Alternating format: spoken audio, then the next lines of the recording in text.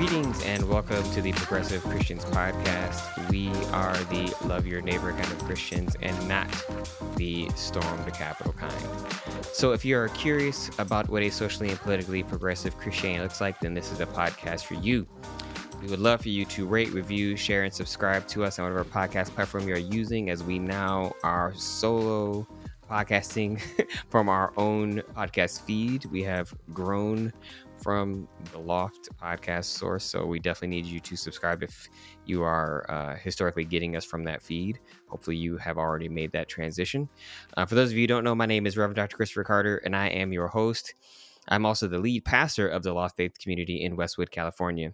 In today's episode, we're going to be talking about the Walz team hiring Reverend Jen Butler to be our National Faith Engagement Director, and what this says about their campaign strategy and what it means about their particular approach to thinking about voting.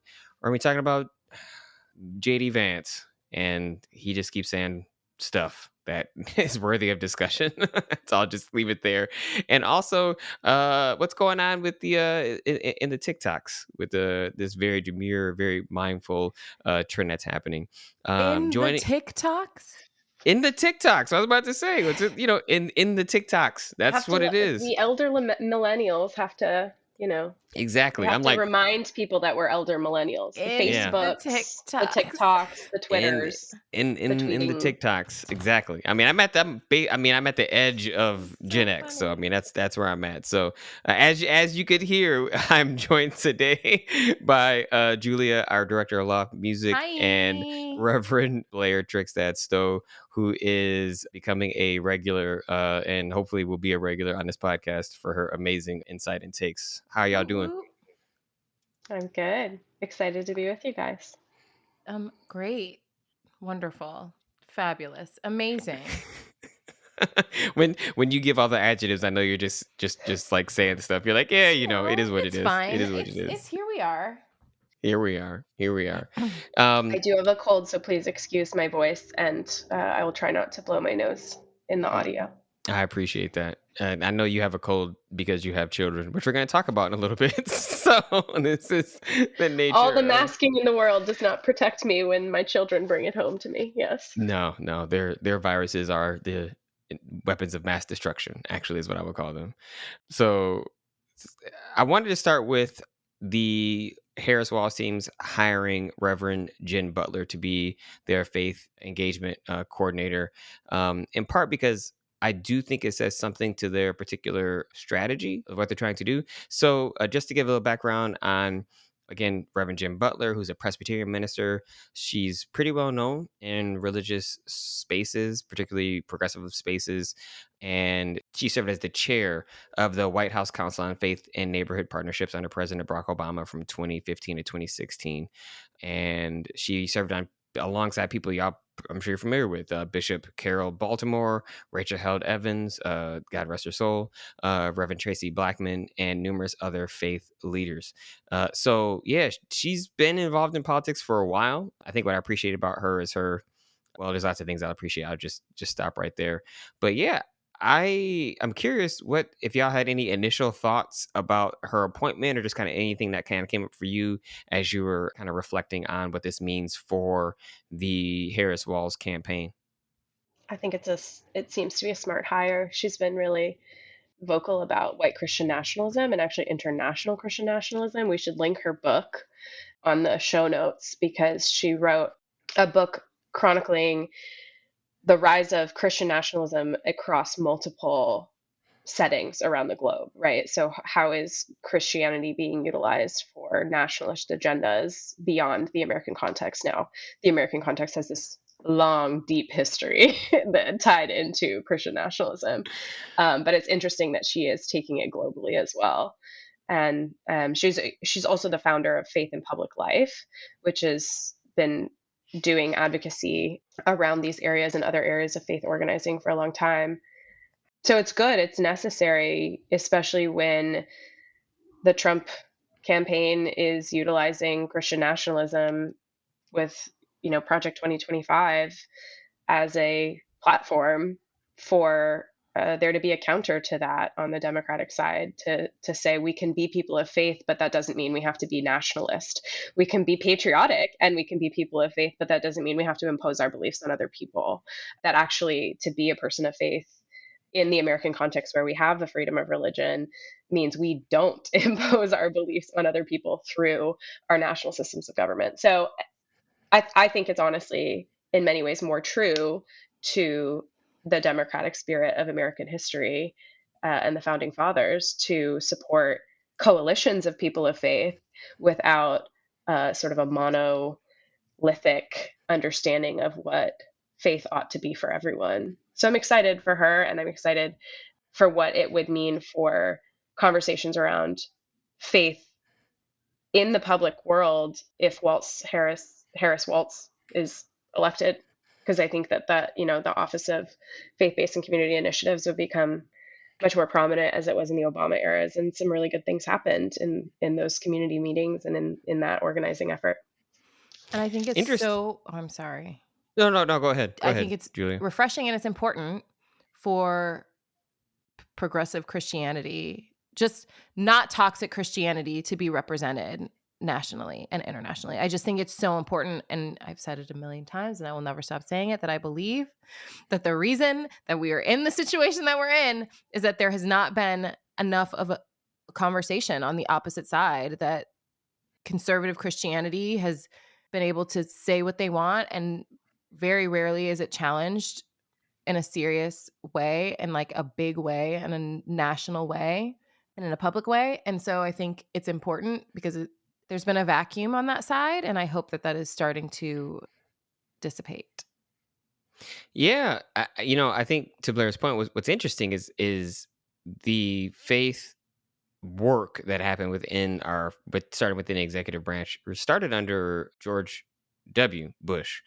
And his wife was Methodist, for some people who don't know. So he was United Methodist, but it was much more of a moderate approach. It wasn't conservative or liberal. It was a moderate approach that I would say was like fine. I mean, it's better than nothing, and it's better than an extreme conservative one, right? And what we saw under Obama was a much more integration of what I would call the history of like kind of Black church religious organizing, which is the church that he comes from. That's the religious background that he comes from. So it's not surprising that that's the way it's shaped. And what we see happen with Trump is a hollowing out of that really focuses on a particular kind of conservative evangelicalism that honestly cannot always agree with itself, which is part of the reason why I was hollowed out. I'm excited about it because I think for me, what it signals is an awareness of the role that people of faith can play in this election. That because of the way our country is set up and the fine margins that we have in politics because of the Electoral College, she knows, and they know, the Democratic Party knows, that voter enfranchisement and turnout is going to be how they win this election. Like, we know that the majority of people are going to vote for Kamala Harris because statistically, that's been the case for every Democratic president that has like run in the last 20 some odd years, right? They have won the popular vote. It has You been. just have to get the people out. Yeah. Yeah, but we have to win it by more than a majority because of the Electoral College. I mean, that's what it is. And so that means in those swing states, the blue wall states, we talk about Michigan, Pennsylvania, Wisconsin, and swing states like Arizona and Georgia, and I think honestly, Texas and Florida are going to be swing states in like probably two more, electoral cycles. Like it's getting people out to vote. Well, the fact that Georgia is even a swing state is new, right? Yes, So like 100%. and it is primarily due to the work of religious organizers. So like Stacey 1000%. Abrams and Reverend Dr. Raphael Warnock, like the rise of those Black church leaders going into politics and saying what is being declared as the Christian belief for our political life together is not our Christian belief for our political life together. And like basically standing up and saying, and in many ways making the sacrifice to like move away from ministry or to like move into a life of politics where they're in the spotlight, which is incredibly taxing on one's life and one's body and one's family, to basically stand up and say what this particular brand of Christianity is claiming as our relationship to the political sphere is not the whole story, and that we can do better. And so for anybody who's listening who's like upset now that we're getting into politics, which I don't, is like folks from the loft would not be surprised by that. But maybe if you're new to finding this podcast, like people's religious beliefs have always formed and shaped their ethics, which always impacts and forms how we build our political structures. And so this idea of separation of church and state, we've co-opted that in a way in modern America that doesn't represent the original founding of that idea, which was actually to protect the church from the state rather than the state from the church.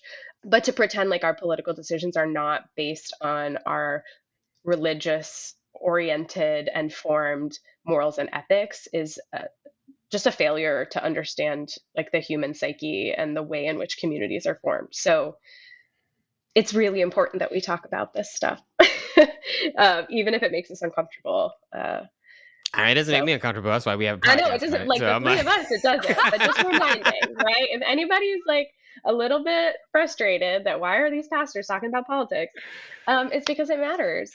And the way we treat one another in our public sphere matters. And there is a very violent strain of Christianity who is speaking very loudly about that. So it's important that we speak very loudly on the side of kindness and justice and peace and respect.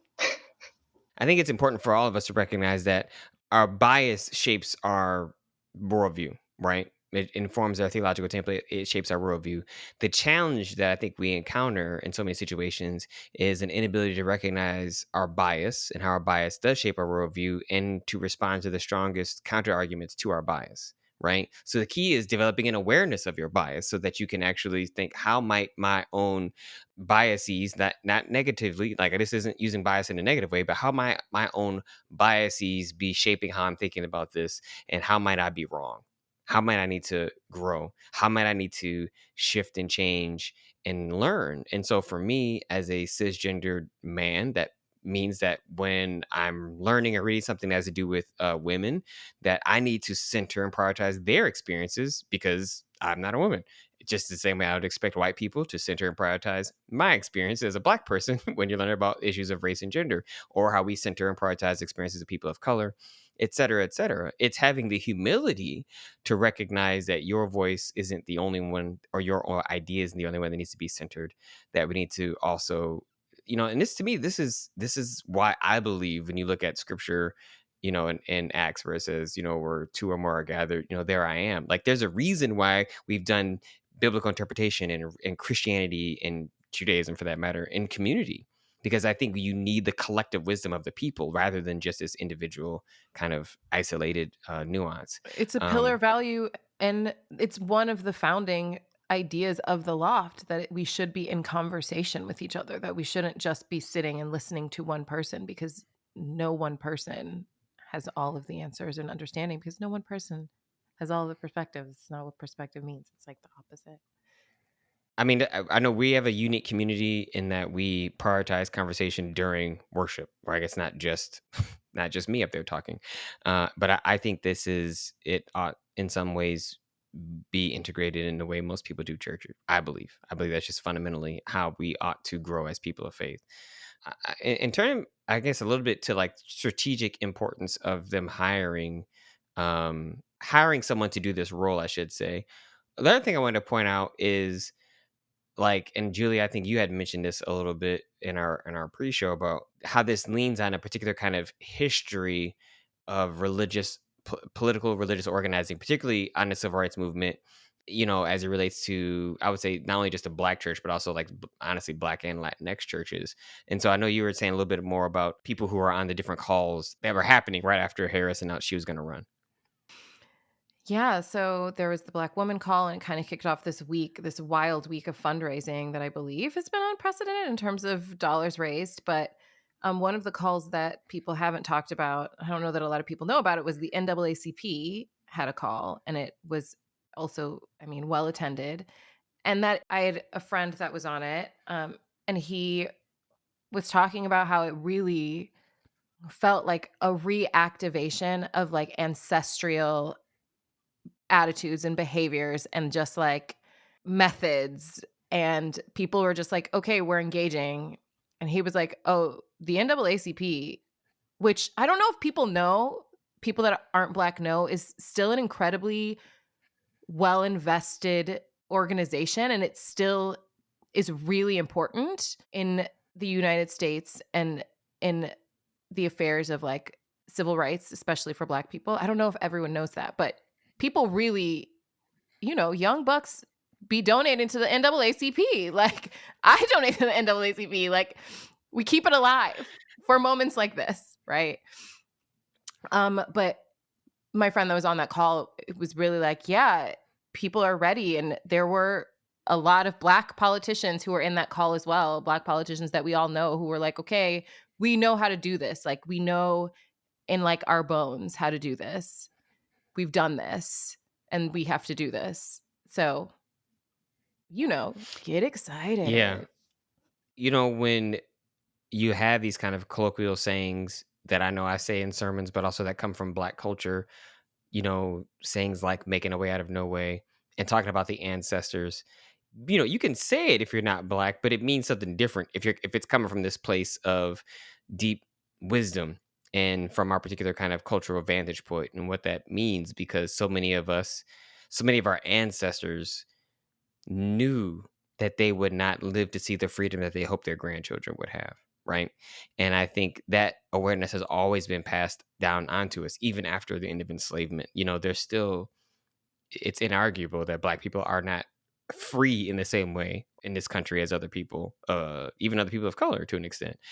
Black and Indigenous folks occupy the most marginalized status with respect to race in this country. And so I think what you see happening in this kind of call is an activation of that legacy that had gotten lost to an extent because of post-civil rights colorblindness that Obama began to capture, and I think actually did recapture, that Harris also is recapturing in a way that Biden was not able to, for probably some obvious reasons, but we need to get into that. Well, So I also think that the big lie and the election denial has reminded people that like we can't just like eke out another win. We need to whoop them. we need to have Because of the electoral college, we need to be Right. beyond a majority, an Right. undeniable An majority. undeniable, like 1960s-esque, like yeah, we need to win. We need to win. We need to win by substantial margins. Yes, yes, yes, yes, yes. It's interesting too, if it's okay if I bring up please. another thought, that they didn't hire a Black organizer for this position. Reverend Butler is a white woman. And I do think it's her expertise and her outspoken, like very recent professional history of talking about white Christian nationalism in particular, as a foil to what's happening on the right.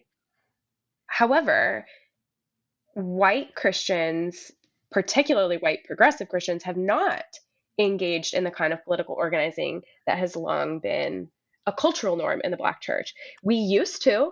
So, like the World Council of Churches, the National Council of Churches used to be very politically engaged. We used to have state based council of churches. So, like the Massachusetts Council of Churches is very active.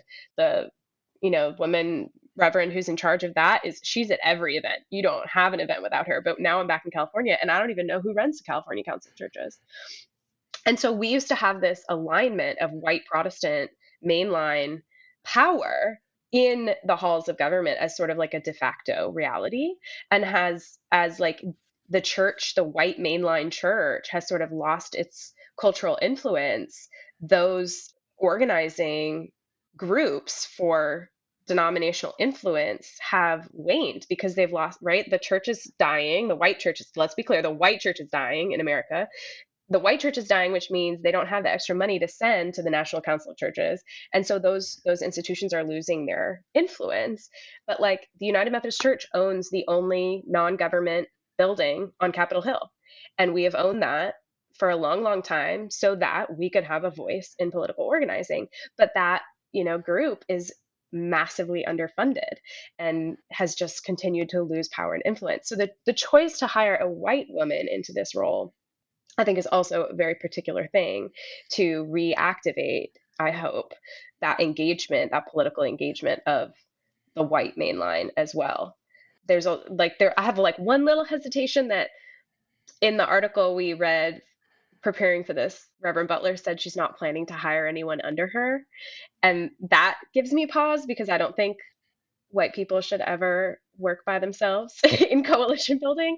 And let's be real, she's connected. She's not going to be working by herself, but it concerns me that the people that she's going to be organizing with may not be paid for that organizing work, which is a whole other conversation, that we have asked people of color to organize for their own freedom and for others' freedom without paying them.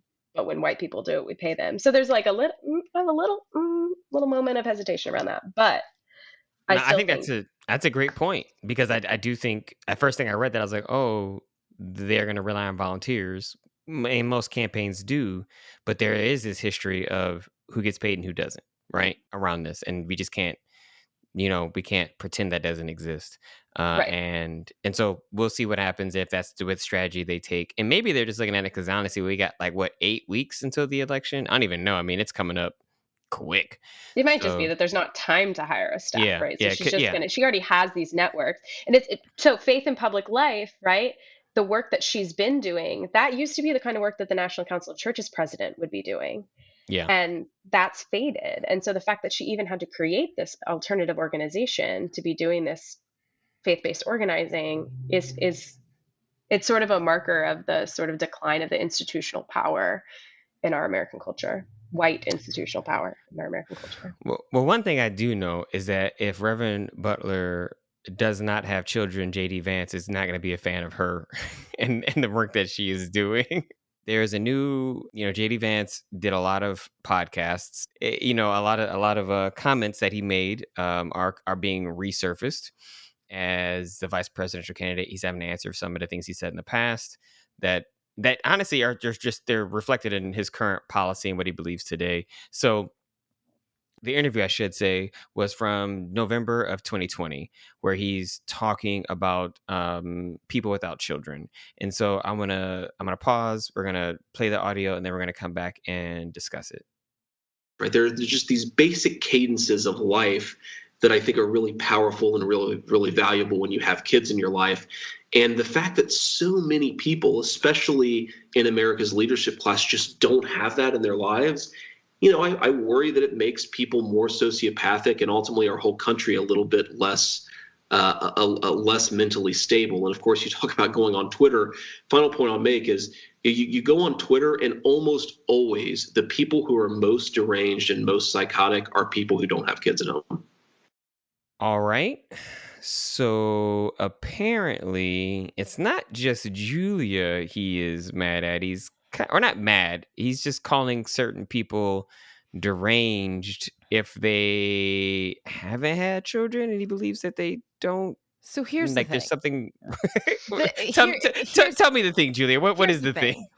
I think it's important to just remind everyone, in case anyone has forgotten, which I don't know how you possibly could, that this is not the first or second or third or fourth or fifth or sixth. It's apparently there's like an infinite amount of clips of him saying things similar to this.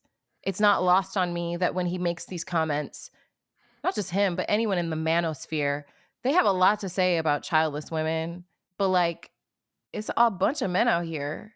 The reason that women are childless, usually if a woman, I know plenty of people, myself included, who would love to mother, but it's because these men aren't available.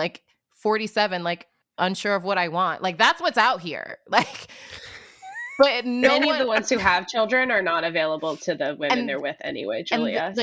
Which is also a huge part of it, because we're really going to get into it. Because Blair, when we first talked about it, you were talking about the exhaustion of the actual thing that he's talking about, which he talks about in such a a casual way, everybody should have kids. Sir, do you parent your children? I know you told him to shut up when he was talking to you. You talked about that. So it's easy for him to say. It's always I'm easy. certainly more deranged as a parent. I would say it's the opposite, right? I am not more psychopathic and deranged when I was childless. Now that I have children and they control my schedule and my pattern is their pattern, I do not get to have my own pattern anymore. And there's beautiful sacred things about that, right? That's a whole other conversation about the beauty. I do think he's onto something of the patterns of life with a child. But You can't do other things. And so I don't want our world to be led by people who are at the whims of a 3-year-old. But he's And not at the whims of anyone. which he's not, right? Like, That's the he's not point. doing this interview. He's not running for vice president if he's at the whims and the schedule of his children. That's just not real. And so only men who don't actually parent, who are not actually fathers, can have these opinions. Because they might as well be childless. They get the positive, they're like grandparents. Like, they get the positive benefits, and they get to feel good about being loved by having this like thing that they created in the world, but they don't actually take responsibility for their children and for the ways in which their children completely alter the lives of the people who actually care for them. No, I think that's you're 100% right. You're That not talking about Dr. Carter when we're criticizing. well, I just want to clarify. yeah. He's a Hey, really it's good dad. He's no, a really I'm good dad. yeah. I'm profoundly secure in my parenting, so I wasn't even concerned about that. I was like, they didn't That's come for to me. other people who may I'm not like, it's know for other you. folks, man. I'm like, I got you all these parenting books I got behind me, man. I practically got a master's degree in parenting theory, not actual parenting, but the theoretical side of parenting that I read about. Because what you read in the books doesn't quite exactly align with what happens in real life. But no, I think the challenge with people like JD Vance or people who think theologically like him, right? Because they're coming from this place where they start, I think, as you said, Blair, from a beautiful framework of there is something to be said about the sacredness of having children and the way in which it changes the way you can understand yourself and the way you connect to the rest of the world and you see your role in the world. At the same time, we have not created a society that values parenting, that actually makes it such that you can be the kind of parent that you want to be in a way that supports your child, supports your partner, and supports yourself, that allows them to have a good education and be in good communities where people actually can live in a relationship with each other, right? We've made it such that you don't have universal childcare, that if you want your kid to go to quote unquote a good school, you probably have to move. You have to live in certain kinds of neighborhoods. We made it so healthcare is extremely unaffordable. We've made it so that you don't have leave after you have kids. Like, we've created a society that doesn't actually prioritize the benefits and welfare of not only children, but of their parents. And so I'm all for the theological Families. arguments. Yeah, for families. Like, I'm all for the theological arguments, right? That we should have around the importance and center of families in general. And I'm talking about not the nuclear family, but family, like, grandparents, aunts, uncle, like, how do we create community in that sense? And I do think there is a theological argument that you can build from that. But what he's saying is actually very disingenuous, because he supports policies that dismantle the opportunities and capacities for those kinds of things to Yes. even exist, right?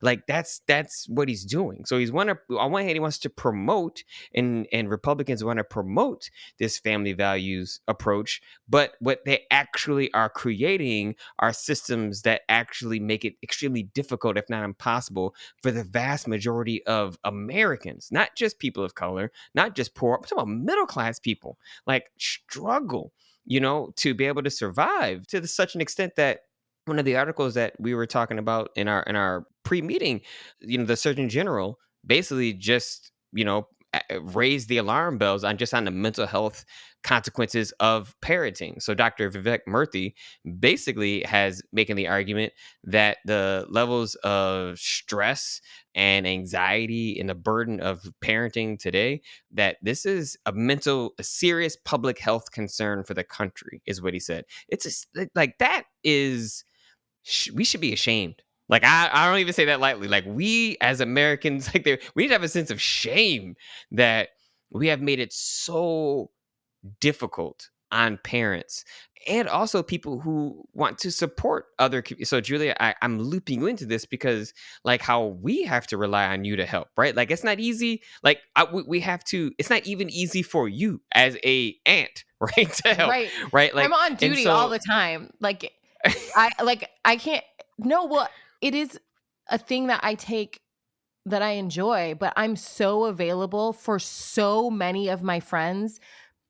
I can't even I could care for someone's children every single day because my friends need it.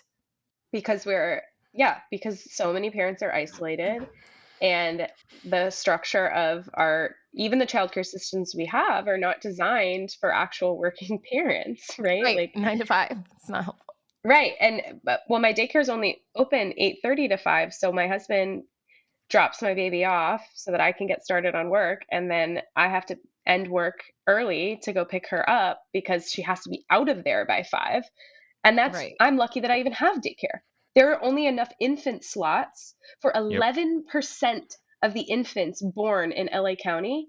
There are only enough infant daycare slots for 11% of them, right? So, like, we don't have the infrastructure to Right. support, and it's infrastructure, right? Like, I don't understand how it's not as important as bridges and roads. Like, we can't do business without childcare, without adequate health care for our kids, without paid parental leave, like without sick days. Because guess what? I'm sick, not because I was out in the world, but because my child goes to school and brought that sickness home. And so I had to keep her home, and then I am still sick and I have to work anyway. So, like, it's just wild.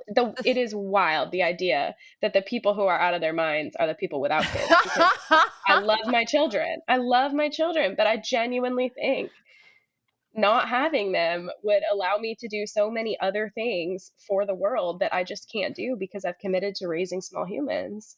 Well, And and I and I think wouldn't change it. I wouldn't make a different choice, but it's offensive that he keeps pushing this idea that everyone must have children, but then he is not going to do anything to support it and may in fact dismantle it even further. I spent 4 hours on the phone yesterday trying to find a pediatrician because my health insurance company had one list that said these are the pediatricians, and then I call each pediatrician's office and either they don't actually take my health insurance, they aren't located in the place that the insurance company thinks they're located in, or they're just not accepting new patients. I finally found one.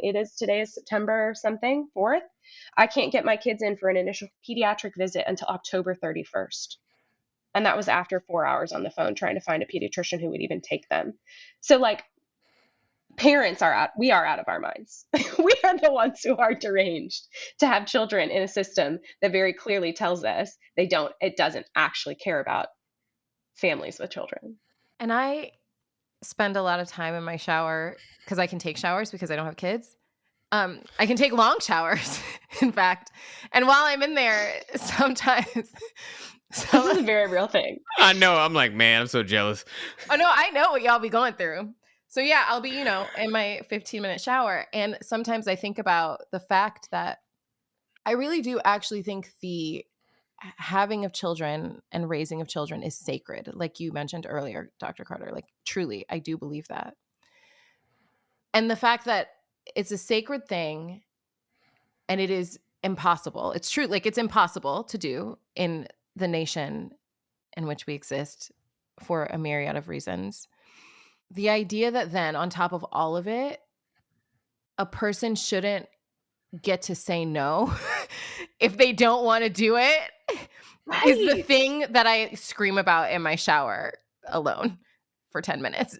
That thing is that, like, after everything you just described, if I were to say I don't want to, that JD Vance also believes that no one should be allowed to opt out if they don't want to. That's the most insane. This is all crazy. I want to be clear. It's lunacy. But to me, the craziest part is not believing that, like, you can't say that you believe that something is sacred and then also say you think that everyone should be required to do it. That's deeply theological too, right? Because what is grace? What is salvation if we don't choose it? Right? God won't force us to love God, because to force someone to love you is abuse. That's one of the things that I hold really strongly to.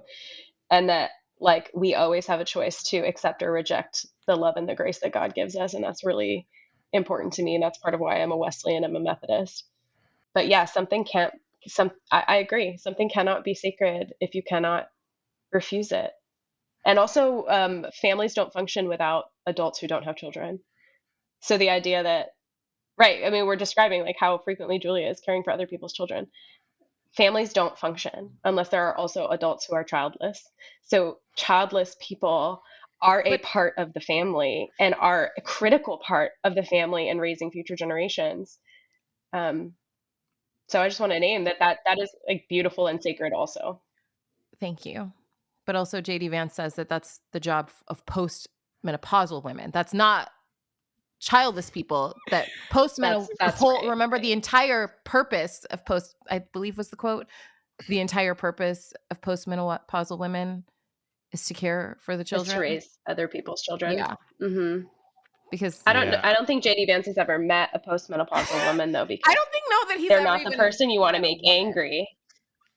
They are not demure. Yep.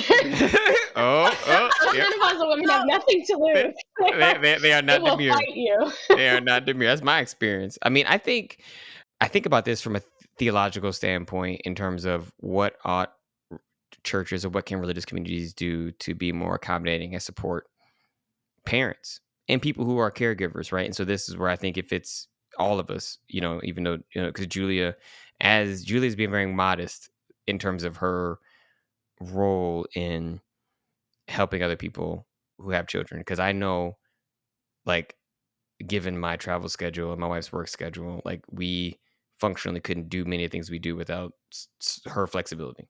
And so that just, it wouldn't, Isaiah would miss out on aspects, not only of relationship with her, but just he would suffer from not having her in his life. And so we're very grateful for that. What I'm going to, when I think about is how the church historically has been like, oh, we'll offer like daycare, childcare, things like that as a way of helping. But or not helping, but like, the way we want to help families, quote unquote. But I also feel like there is like, and while historically maybe that at the time when these things were created, these churches that have daycares, especially, or childcare centers, it was a way to entice young families to come to the church. Like they're, so it's almost like this transactional.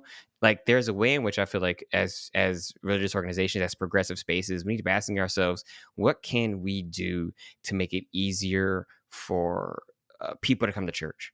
And if we want to talk about parents right now, what can we do to make it easier? Like what do you need? Like what would make life easier for you? Because a part of going to church for everyone is to be like, I get to come here, I get to connect and disconnect, right? I get to disconnect from the stress and struggles and trials and tribulations of my life, and also what it means for me to be a parent, and I can connect to another community. Not that I'm leaving my kids, in just some random place, but actually I know I'm putting my kids in a place where I trust the people are going to be invested in their formation, in their maturation, and they're going to take care of them and teach them in a way that perhaps I can't, because they will listen to another person that's not their parent, right? And so there is a privilege that I think we have, an opportunity that we have in churches, particularly progressive churches, to help shape and form, the next up and coming leaders. And so the question I'm always left with is, what are we doing? Like, what should we be asking? What questions should we be asking? And how can we help, rather than just assuming that people are going to come to us and say, this is what I need, or saying, well, this is what we have, so you have to conform your needs to what we already offer, right? Which is what I think happens all too often. And I think that is, theologically, I think that it's not loving.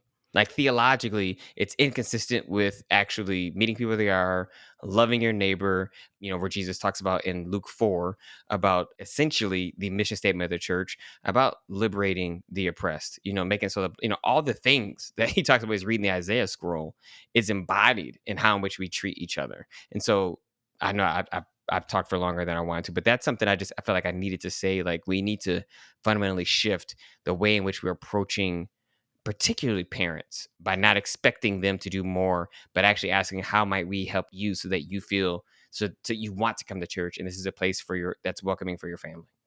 I also, yes, that is well said. And it also reminds me of this idea of like, if churches are for families, it's not just about what parents need, it's also about like children themselves. A church is not just a place for parents to come to bring the church doesn't just belong to the parents.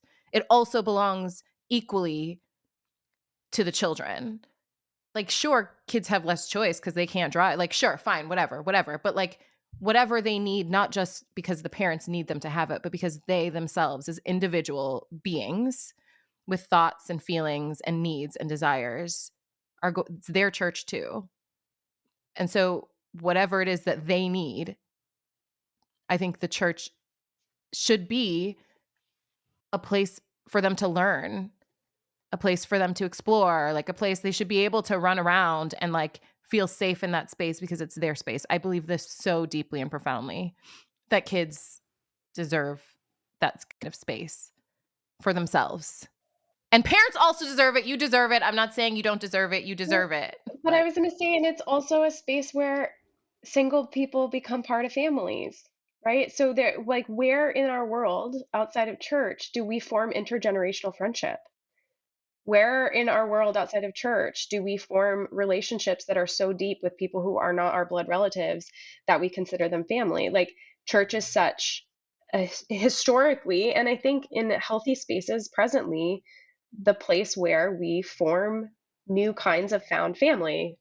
If you're in LA, Westwood is doing a found family process right now where like folks are, single people or queer folks are being paired up with like families and intergenerational relationships and like, so pitching that idea that intentionally the community at Westwood and the Loft is building these intergenerational relationships. But that used to be part of what was beautiful about the church, and we have siloed people by age, by gender, by life stage in so many churches where they aren't interacting anymore. I just want to say too that like this should be a whole series. Like we should do a whole series on like parenting in church and family in church, and yeah, just how we've lost that love for the intergenerational community, as again we've lost the influence of the church as a space of social gathering. And I think our society suffers from it. Historically, Black churches were where, because Black families would go to work. I like white people love to talk about like traditional, make America great again. It was trad wife, right? Like women shouldn't work outside of the home like this. But Black churches, because there weren't daycares. And so that is traditionally like where you could take your kids while you went to go care, while your mom would go care for the white family because that was work, right? Mm-hmm. That the New Yorker article this week, I don't know if you saw the cover of, we didn't talk about this in the pre-show, but there was a New Yorker article about nannies, and the cover is a Black woman showing a Hispanic woman a picture of her Black graduate son, we're assuming, while both of these women of color are holding and caring for white children, right? Like that's a reality that's still happening. Yep. Yeah, I mean, we were pretty explicit about trying to find, when we have people that watch Isaiah, almost always try to find people of color for different reasons. I mean, I'm Black, but it's about just making sure that they see the totality of who he is. One thing I want to share as well before I forget is I think that the history and tradition of our faith is so intergenerational. Like there's a reason why you read the biblical text, it's always talking about children, parents, and grandparents and extended communities, because the role and importance of family. And this is where I think it pushes back on the quote we listened to last week by the pastor from Austin, where they want to make it about this kind of only the male gets to be the head of the household and speaks for the entire family. It's not. It's rather that's actually an incorrect interpretation. It's lazy, bad theology.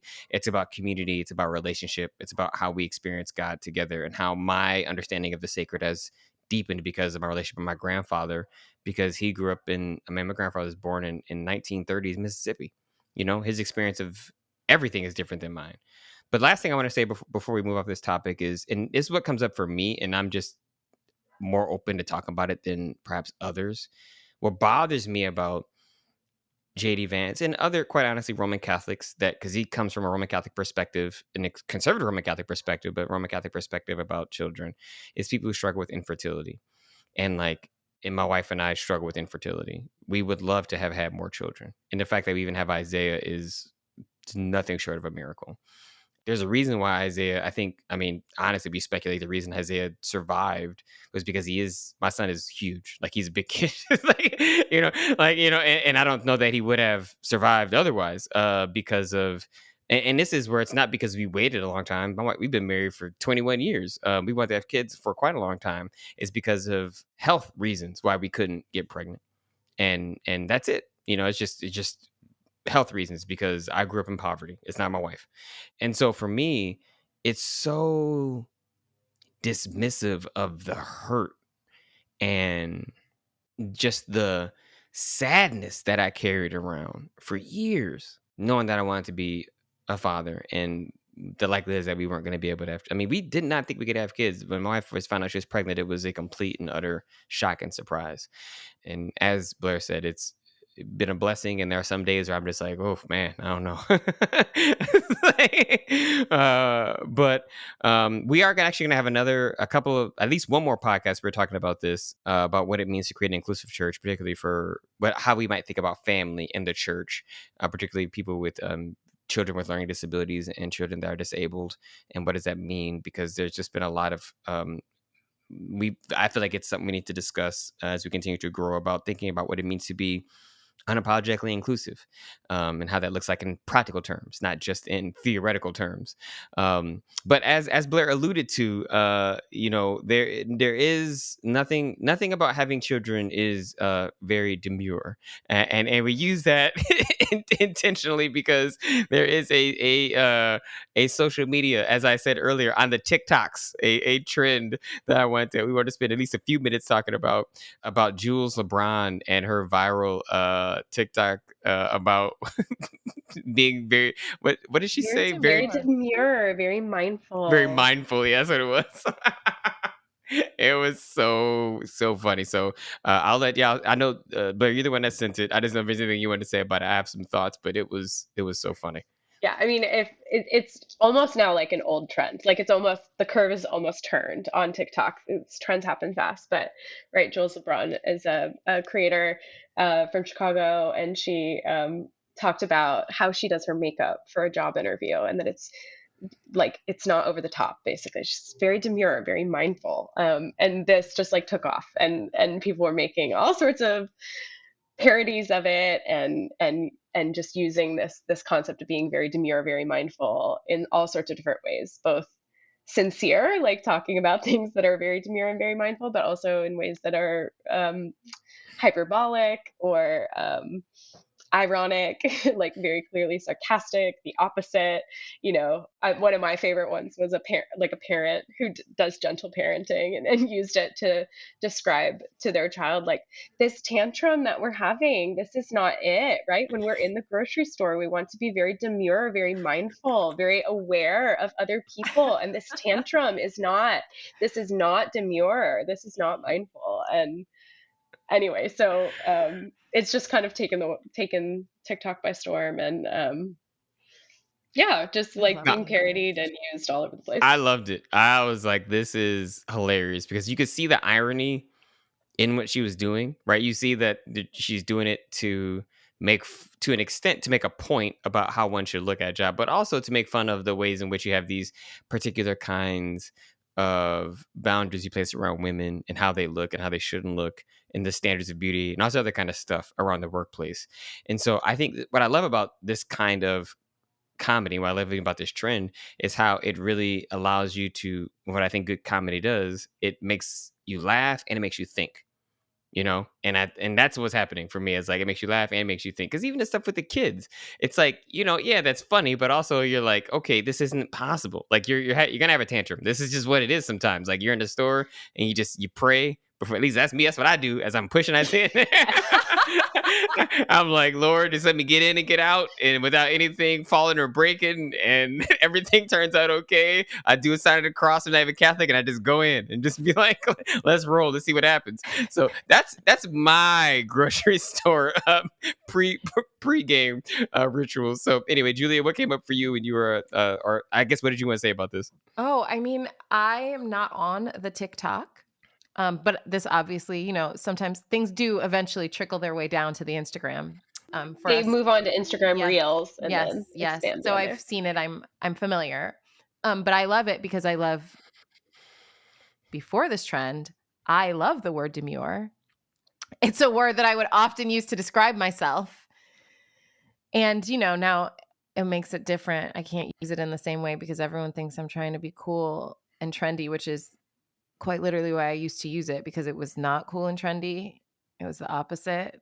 And now when I say it, it means a different thing. It means the same thing, but it also people hear it, receive it differently. So now it actually isn't the same thing. I wouldn't say it's ruined my life. That would that would be, I guess, a little extreme, but it has had a profound, this specific word in this context has had a profound effect on the way that I speak, because it is a word that I, until a few weeks ago, would use very regularly.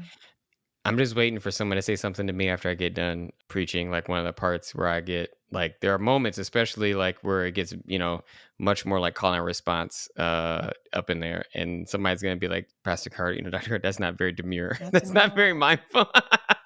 like you raise your voice so loud. It's not very demure. So if you are if that's the way you do church, you might not find the loft as a welcoming, or it will be welcoming. It may just be loud for you. But yeah, no, we'll welcome you. But it is a place of call and response. And actually, Blair, I have to say, when you said, and this will probably come up on a later episode, well, I think probably, again, one of the next episodes you record about being inclusive. I didn't know you were attending a Black church for a little bit, but then when you came to church, you started saying some stuff. I'm sorry, I was like, all right, now look at this. I'm like, shoot, no, because it's always, I think you're the only white person that does it, though. I don't know I think all the other people that do it are people of color. So that's why I was surprised at first, not in a bad way, just surprised. I was like, it's just become part of my pattern. It's like, man. And as a preacher too, like I want people to tell me what's going on. Like it's conversation. Important. I'm glad you do it, because I think it encourages other people. Because I'll be in the back with Shanera and Wesley, and we'll be. Y'all say stuff for y'all snaps. That's what I see y'all do. Y'all start saying stuff, and I start seeing snapping. It's all dark, so I can't really see what's happening back there. But I hear snapping, and I see stuff. So I'm like, yeah, they must like it, because if they didn't like it, they wouldn't be moving. So that's my assumption.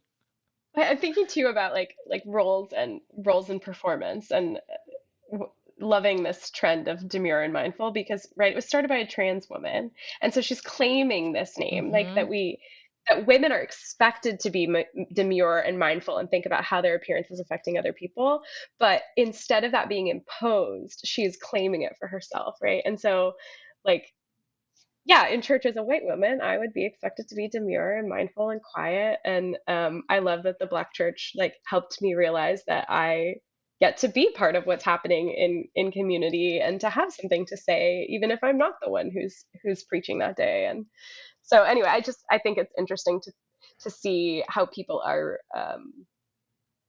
utilizing societal expectations in ways that sort of turn them on their head, and also allow some people to reclaim them. And if you do want to be demure and mindful, that's great, beautiful, you do you. The problem is when we tell other people, right, you have to be demure, you have to be mindful of other people, and also that being demure claim it for yourself, like Julia does, that's beautiful. Yeah, being demure can mean whatever you say. You can yell and still be demure. You can call back in church and still be demure. Why not? It's how you do it. It's about the approach. So, so thanks for joining us for the Progressive Christians podcast. If you'd like to connect with us and be a part of the conversation, you can find us on Instagram. We actually have our Instagram channel at the Progressive Christians, where we will start uploading more content. You'll start seeing that over the next few weeks. Some video content, some audio content. So please subscribe to that and share any of those reels. And again, if you like the show, I want to invite you to rate, review, share, subscribe to us on whatever podcast platform you're using. Thanks for joining us today, and we look forward to seeing y'all next time. Bye. Bye. Bye. That was very demure.